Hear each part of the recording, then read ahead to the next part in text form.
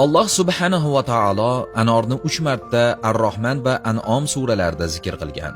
Xususan, Ar-Rahman surasining 68-oyatida Alloh taolo bunday marhamat qiladi. Ikkovlarida meva-cheva, xurmo va anorlar bor. Anor yurak kasalliklari va suyak mo'rtligidan himoya qiladi. Anor kuchli antioksidant bo'lib, flavonoidlar, antosianinlar, punik kislota, ellagitaninlar, alkaloidlar, fruktoza, saxaroza, glyukoza va oddiy organik kislotalar kabi birikmalarga boy. Shuningdek, anor virusga qarshi, qon bosimini tushiruvchi va yallig'lanishga qarshi xususiyatlari bor boshqa komponentlarga ham ega.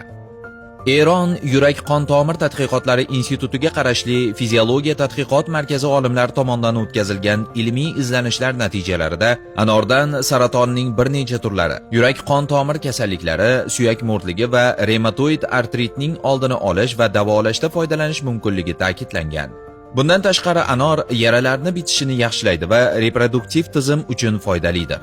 Anor prostata, ko'krak va yo'g'on ichak saratoniga qarshi kurashadi.